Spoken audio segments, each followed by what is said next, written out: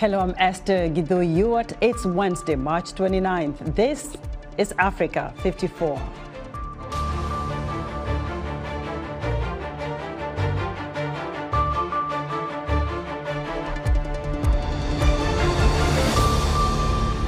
U.S. Vice President Kamala Harris met with Ghanaian women entrepreneurs on Wednesday to discuss economic empowerment and leadership before heading to Tanzania.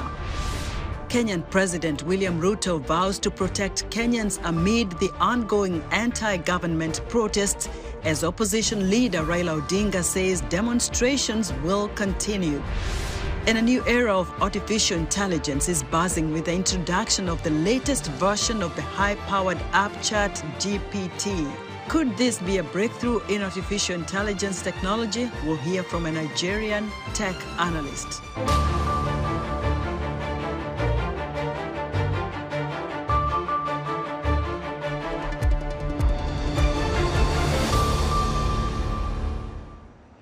We begin in Ghana, where U.S. Vice President Kamala Harris announced on Wednesday $1 billion in public and private financing for programs focused on the economic empowerment of women.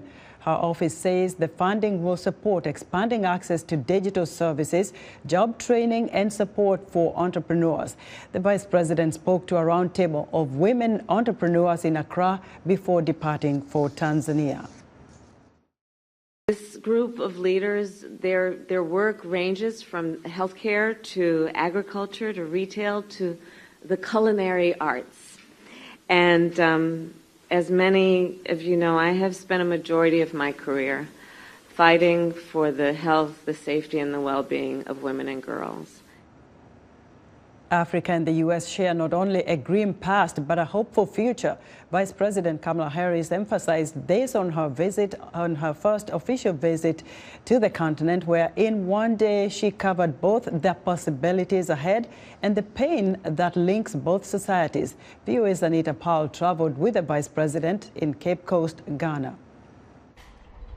Vice President Kamala Harris minced no words about a foundational truth of the United States after a moving tour of Cape Coast Castle, which for many enslaved Africans was their last view of home before they were shipped across the Atlantic in chains in the bottom of overcrowded ships. The descendants of the people who walked through that door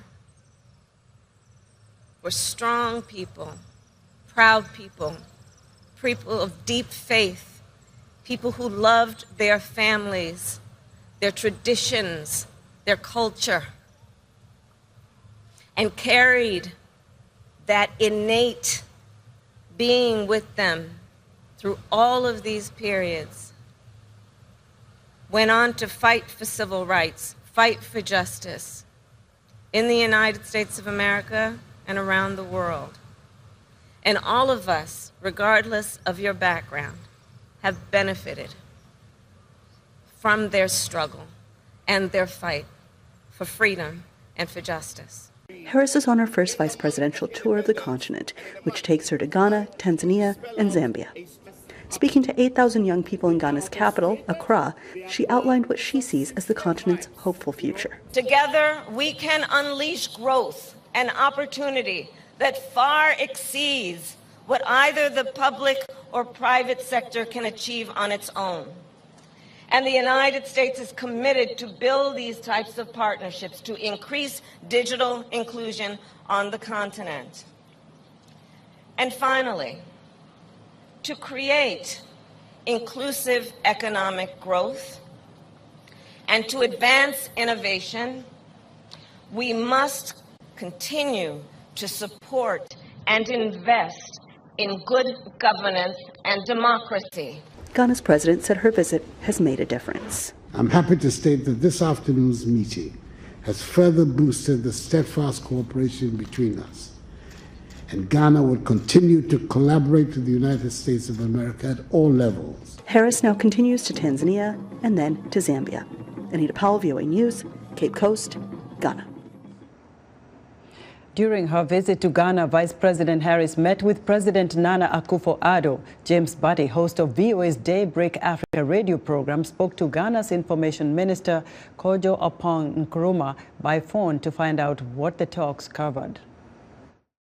The meeting focused primarily on how to deepen economic relations between the U.S. and Ghana, starting from Ghana's current efforts to consolidate the stability agenda and the role that the U.S. can play in assisting, Ghana to achieve that. And then on the other hand, the meeting also focused on security, how the U.S. and Ghana could work together to deepen the security agenda in the West Africa sub-region and across the continent as well. That was Ghanaian Information Minister Kojo Opong Nkrumah speaking by phone with VOA's James Buddy. Following her roundtable with women entrepreneurs in Accra Wednesday, Vice President Harris travels to the Tanzanian capital Dar es Salaam, where she will meet President Samia Suluhu Hassan on Thursday. Standing by to give us more insight on Harris's pending visit to Tanzania is Christina Coroso, a senior journalist with Azam TV, joining us now from Dar es Salaam. Hello, Christina. Hi, how are you? Good. What are Tanzanians expecting when Vice President of the United States arrives in Dar es Salaam? Quite a few things, actually, but we are more excited the fact that this is actually an historic visit. Since the independence of Tanzania and the independence of the United States of America, having two most powerful women in both nations meeting. Vice President Kamala Harris of the United States of America, and of course, Dr. Samia Suluhu Hassan, the President of the United Republic of Tanzania. So we are excited that history is being made in our country, and it's really a big thing on our end. You make a good point, Christina, because President Suluhu Hassan is the only African woman president right now. Absolutely. And also Absolutely. Kamala Harris here is the first black U.S. vice president. And Absolutely. Therefore, I don't know what it means for the women of Tanzania and the girls there to see the two of them standing shoulder to shoulder. What are they expecting? I mean, absolutely, it's a giant moment or a giant feeling. Every woman feels, or every young girl feels, that it's a dream that they can also achieve. Seeing the two powerful women together in our nation, anything is possible for an African woman. So again, Christina, President Hassan has made several political moves. She's made several reforms. She moved away from the stand of her predecessor, the late President John Pombe Magufuli. What does this mean for the political opposition in Tanzania? Well, what it means is her power is strengthened, and of course the faith of Tanzanians in our president is also strengthened, that she can actually bring great leaders such as the Vice President of the United States of America to Tanzania. And I believe that a lot of fruitful things will come out of this visit. Describe to us how the environment looks like right now. What are the preparations as you await the arrival of U.S. Vice President in Dar?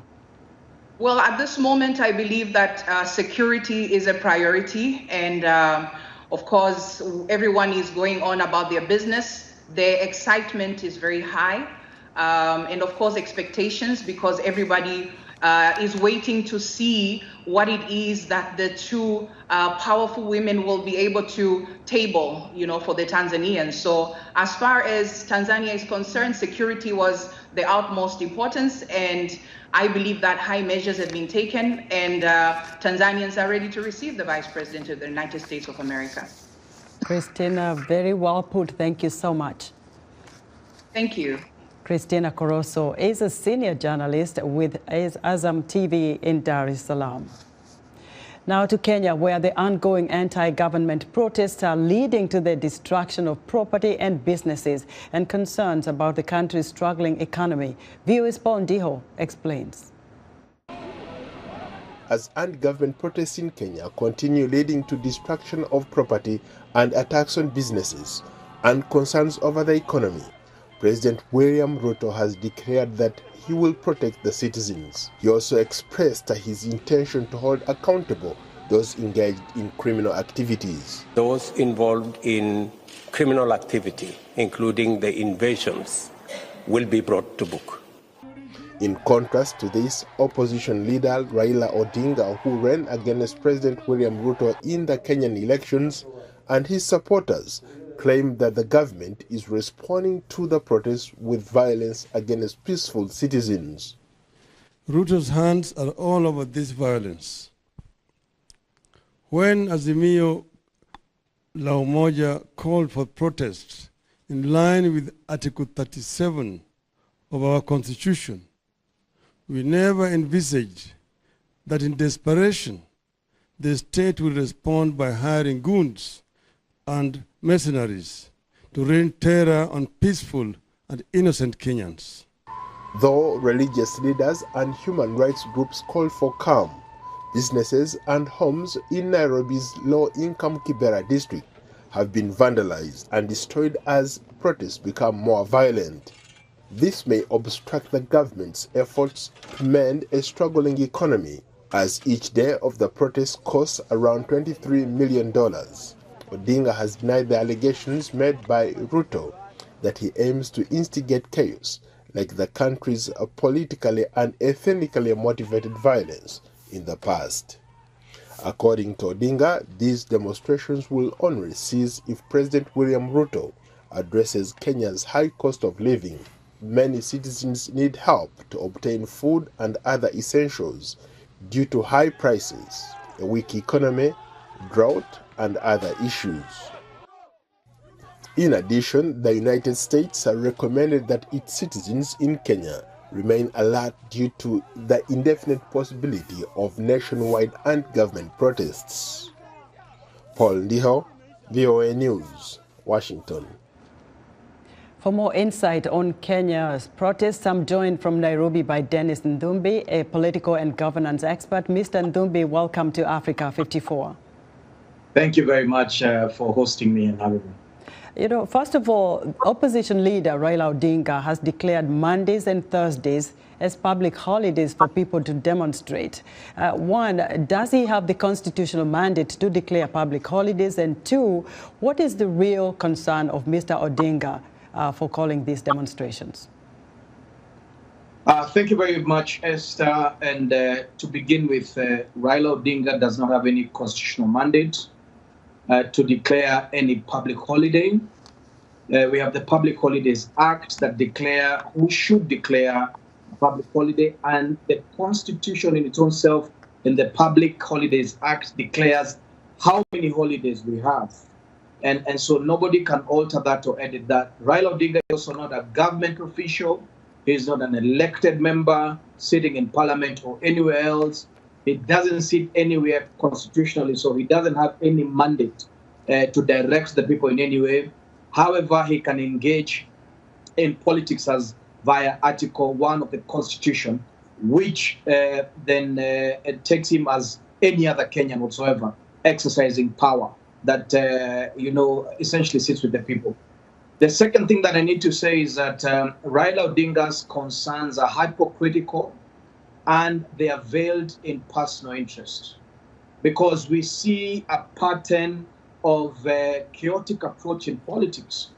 We see from 1982, when Raila was accused of instigating a coup against the Moi regime, and we see a consistent pattern of him using extra constitutional means to challenge the government of the day, so that the government of the day then can get into power sharing means. He challenged Moi, and then, Moi got him as a minister. And he was hoping that when Moi retires, then Moi would name him as a successor. And when Moi failed to name him as a successor, but Dennis, then he let me cut you short there, because you mentioned part of the Constitution does allow any Kenyan to go out there and demonstrate, well, of course, peaceably. But also, Mr. Odinga has raised some concerns. The inflation in Kenya is way too high. A lot of people have no food to put on the table. We're seeing a lot of death. We're seeing a lot of killings. And these demonstrations, of course, they've caused some of the killings. Doesn't he have any valid point, really, to raise concerns about the rising cost of living in Kenya? As I said, the concerns of Mr. Odinga may look genuine to any other person, but they're hypocritical. In 2018, and I was trying to explain a systemic pattern that Raila Odinga uses to contest for what it is that we call power sharing means. In 2018, Raila Odinga managed to, through other constitutional means, after swearing himself in as a people's president, to then share power with Uhuru Kenyatta. So from 2018 all the way to 2022 in the elections, Raila was in government, and that is when the cost of living, inflation, unemployment skyrocketed. Dennis, so when he says Dennis, I want to get to one quick point, and I hear what you're saying, but time doesn't allow me for so much. But since the demonstrations began, we know the $20 million are being lost every single day. What is the prospect of President William Ruto and Raila Odinga sitting down to have a dialogue and resolve these issues? The point is simple. Raila must respect the Constitution. Raila is also challenging the last elections. The last elections now is a matter of res judicata. It has been prosecuted properly by a court of competent jurisdiction. We cannot repeat that. He cannot say that he's challenging the last elections. Number two, the president is doing as much as possible to make sure that inflation goes down and employment goes up. That's the way you challenge the cost of living. And as I mentioned, Raila was part of the last government, and he failed to prosecute the cost of living. The second thing that Raila is doing is instigating violence, and the violence is sporadic, and it is not it is not basically countrywide. It is only in 3 counties. Right, so Dennis, at the end of the day, what Raila must do is respect and be able to speak constitutionally.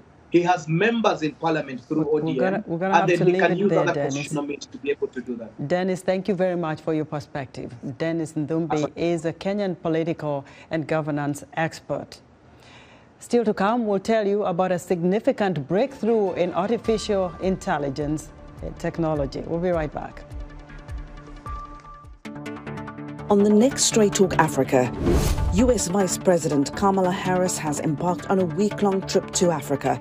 She is visiting Ghana, Tanzania and Zambia. We'll discuss the significance of her visit. We'll also look at the anti-homosexuality legislation passed by Uganda's parliament and the possible repercussions if the bill is signed into law by President Yoweri Museveni. Join me, Heidi Adams, for this discussion on the next Straight Talk Africa.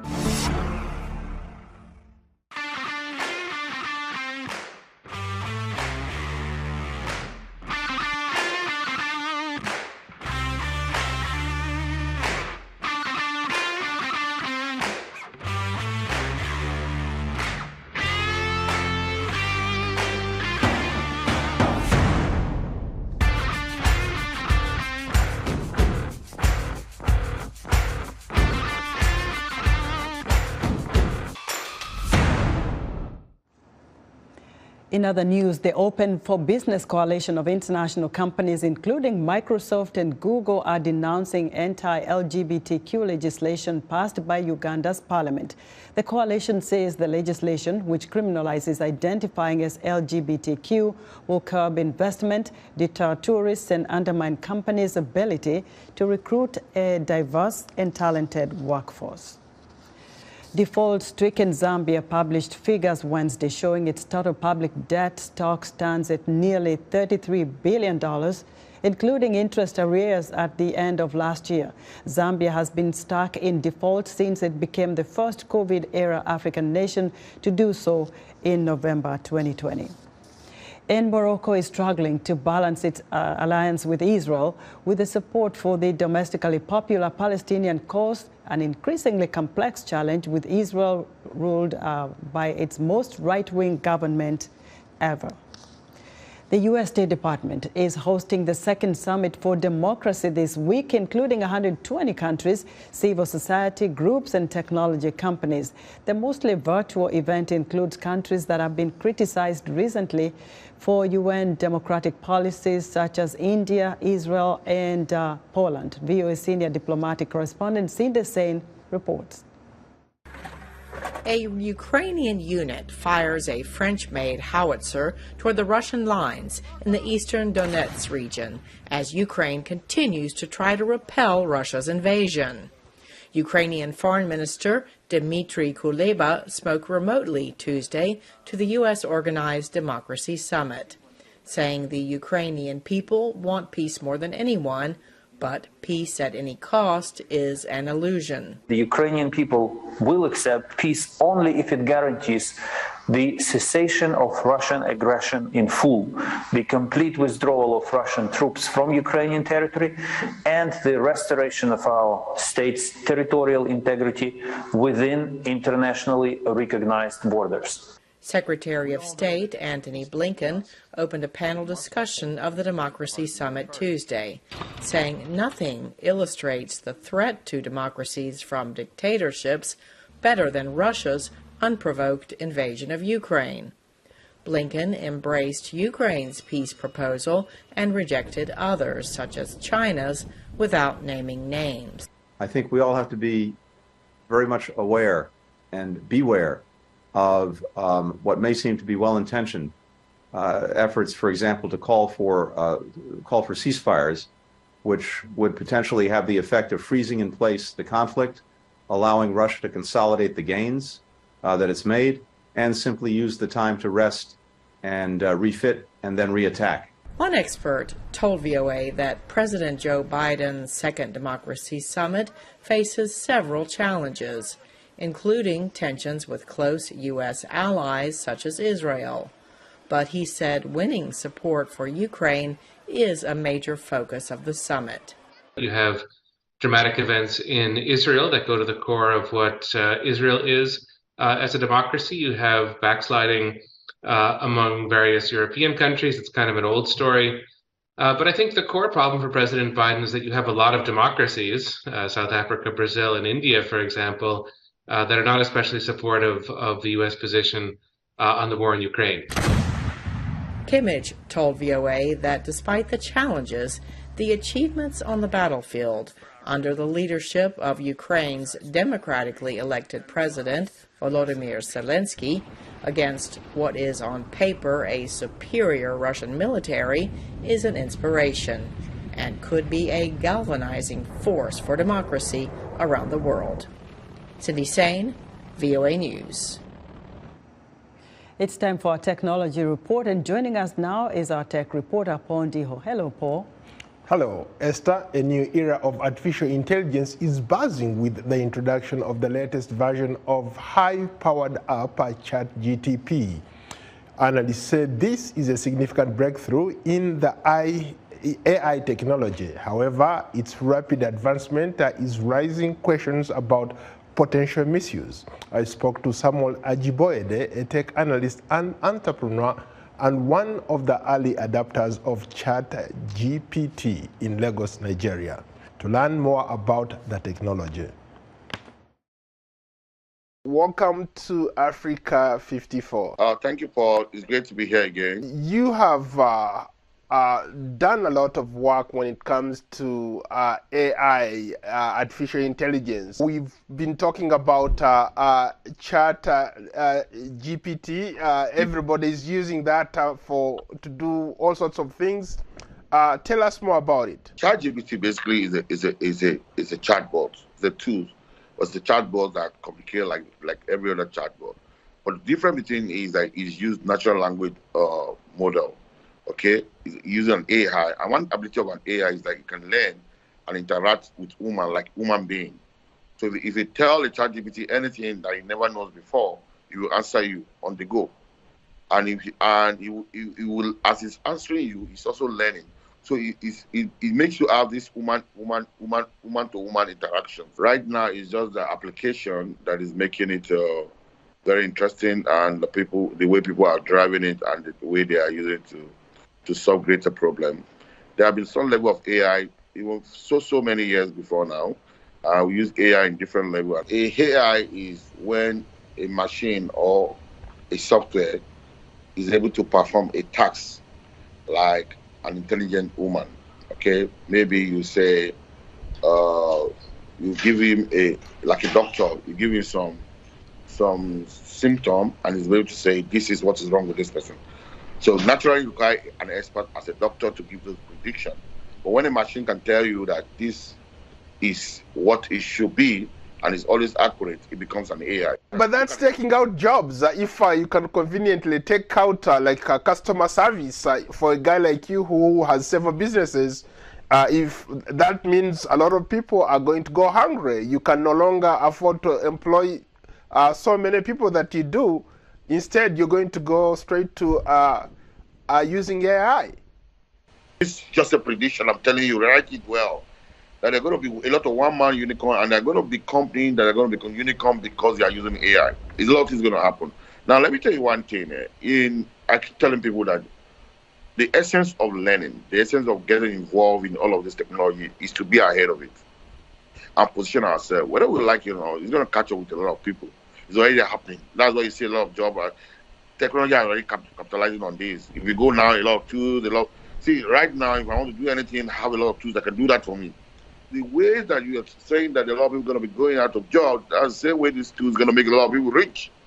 So it depends on where you want to stand. Are you going to capitalize on the advantage, or are you going to stay at the weakness? So for me, I think in every social media, any technology, there are going to be early adapters, and those early adapters usually take advantage ahead of the other ones. The opportunities are honestly much, and a lot of things are coming out. There's a lot of AI tools now that are leveraging on ChatGPT or other AIs that they are charging $10 a month, and you have multiple millions of people using it without doing anything. So for me, I think complaining about job or all of that is, let everybody start looking for opportunity on how to capitalize on the advantage than the disadvantage. Like where you are in Nigeria, how are people tapping into this technology? The funny thing is that when I interact with some of my team, I realize a lot of them does not know. They just realize that I've stopped calling them for some couple of walks. They just realize that I just say, do this, do that, do that. They just saw that everything was just going out. I see I have another set of teams somewhere. So I had a meeting and I told them, the truth is that I found out some tools that's going to be helpful to you guys. And it's better you begin to capitalize on this. And I told them about the tools. Oh, you can use this. You can use this for this. You can use this for this. You can use this for this. You can use this for... So before you know, the productivity of even my team suddenly went up. The truth is that we need to look for a way to capitalize on those technology, because those technology, if you don't capitalize on them, they're going to take you out of the market. Forget it. Look at what happened to a lot of technology. And why do you think Google is trying to work on his own solution also? Because see, why do you think ChatGPT is amazing? If I go to Google, Google is going to drop me a lot of links about. If I go and Google some Ajiboide, you just give me a list of links about to go and be reading. But if you go to ChatGPT, you just summarize who he is to you. Well, Samuel, thank you so much for your time. Oh, thank you so much. It's great to be here all the time. Thank you. And thanks, Paul, for that report. And thank you, viewers, for joining us on Africa 54. Good night.